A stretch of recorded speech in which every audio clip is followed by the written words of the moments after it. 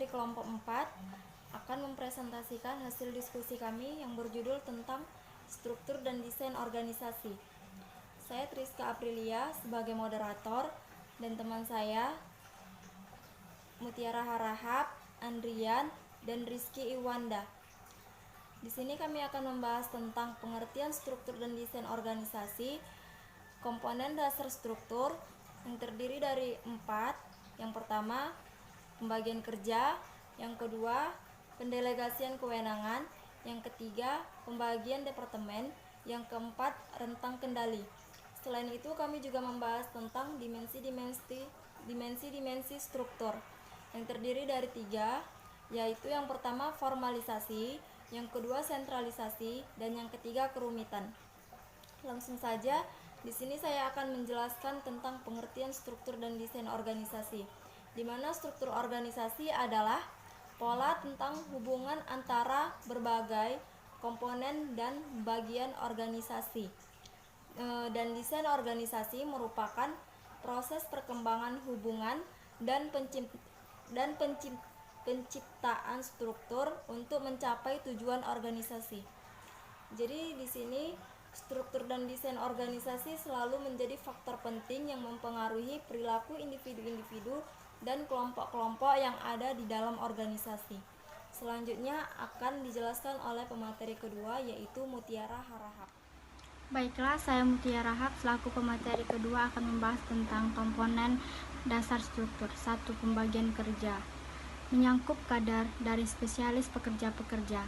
Para manajer membagi tugas organisasi menjadi pekerja-pekerja khusus dari susunan aktivitas-aktivitas tersebut. 2. Pendelegasian kewenangan. Proses pembagian kewenangan ini dari atas ke bawah dalam suatu organisasi. Jadi, pendelegasian kewenangan ini mencakup secara khusus, bukan membentuk pekerjaan. Baiklah, selanjutnya kepada materi ketiga Saya pemateri ketiga akan menjelaskan yaitu pembagian departemen. Nah, di sini yang pertama ada pembagian departemen berdasarkan fungsinya. Para manajer dapat menggabungkan pekerjaan-pekerjaan yang mereka tangani berdasarkan fungsi-fungsi organisasi. Fungsi yang harus dilakukan pada sebuah perusahaan manufaktur meliputi produksi, pemasaran, keuangan, akunting, dan personalia. Yang kedua yaitu struktur pembagian departemen berdasarkan wilayah geografis. Pembagian departemen berdasarkan wilayah geografis dapat menjadi semacam tempat pelatihan untuk posisi manajerial. Perusahaan bisa menempatkan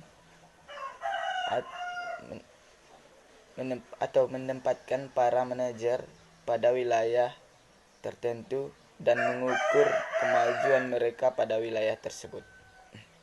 Yang ketiga di sini ada struktur pembagian departemen berdasarkan produk.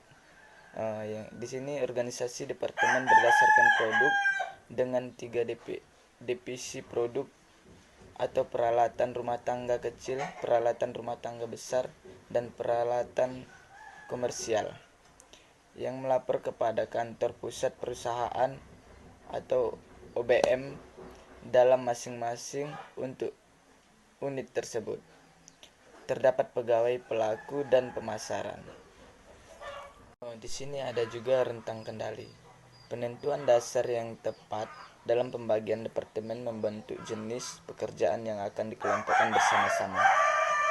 Meskipun demikian, penentuan itu tidak membentuk jumlah pekerjaan yang dimasukkan ke dalam kelompok tertentu, yang merupakan tentang rentang kendali. Baik, dimensi-dimensi struktur terbagi 3. Yang pertama, formalisasi. Suatu dimensi struktur organisasi yang mengacu kepada di mana aturan-aturan dan panduan-panduan tindakan yang lain dibuat, tertulis, dan diberlakukan. Yang kedua, sentralisasi.